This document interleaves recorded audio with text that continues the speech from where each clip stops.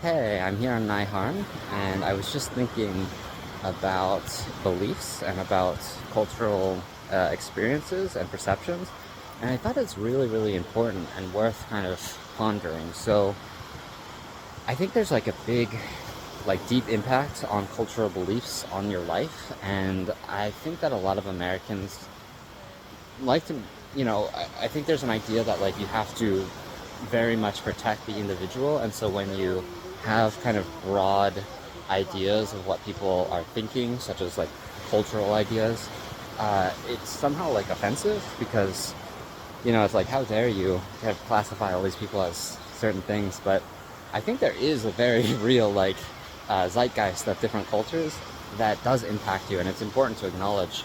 Um, yeah. So, I mean, one example that I can think of is like the difference in gender roles. So, in America, I think people, or we've moved towards really trying to make the genders equal, equal opportunity, and empowering people to do anything that they want to do, regardless of gender, which I think is good. But a lot of cultures don't think that, right? So like if you go anywhere outside of America, like literally any culture other than like Canada and the UK, um, there's going to be very distinct gender roles, and I think that uh, you know that has an impact of like what you think you can do and what you assume other people think of you, right? And what they expect of you. So like if you were talking about making a business deal of some sort and you're in one of these kind of cultures that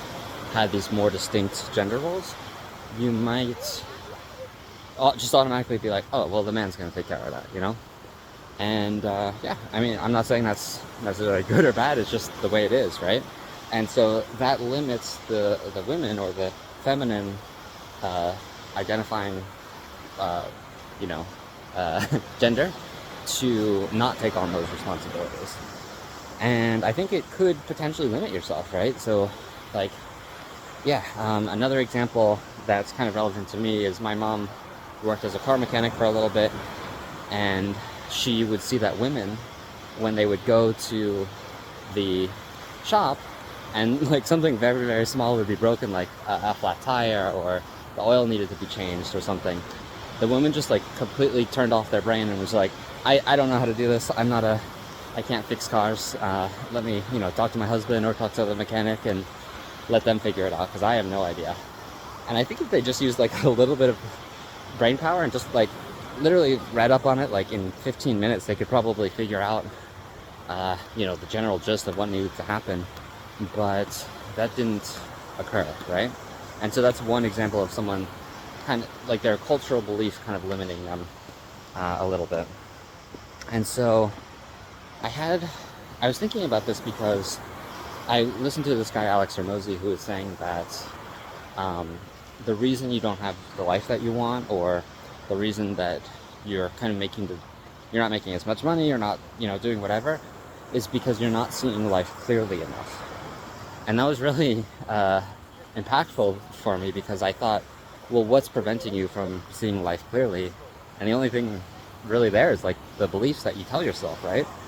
And so if you can like break down and kind of evaluate each one of those beliefs, you can hopefully make a slightly better life for yourself.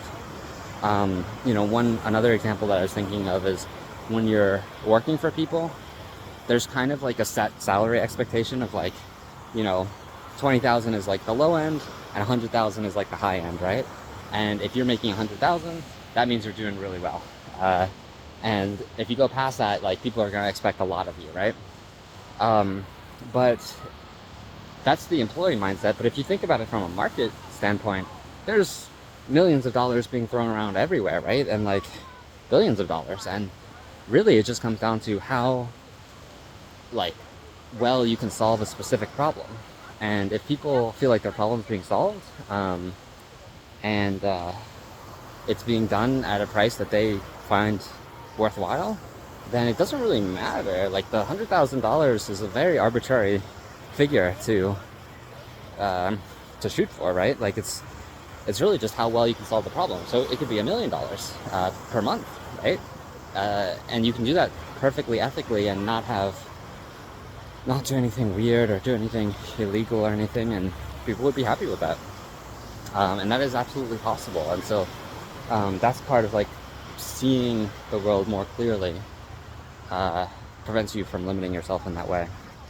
Um, and so I think as we kind of move away from that employee mindset, it's going to serve you a lot better. Um, yeah, specifically around creating value that people like and they are, um, yeah, happy with. And then one last thought that I have is that when you are thinking about assumptions or beliefs, sorry, I got ahead of myself. So when you're thinking about beliefs, it's best to um, maybe not call them beliefs. It's better to call them assumptions because beliefs we're very like beholden to, right? We identify with beliefs, and it's going to be important to detach yourself from those beliefs if you think that you want to change them, if you want to improve them, and if you want to alter them to improve your life.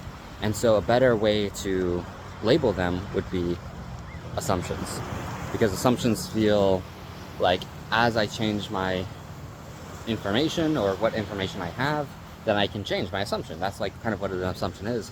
Whereas a belief is like, I believe this and this is true. And so I hope that helps you. Maybe you can think about things as assumptions instead of beliefs, and maybe that will let you be a little bit more malleable. All right? So that's all I've got. Kind of my interesting thought for the day. All right, bye.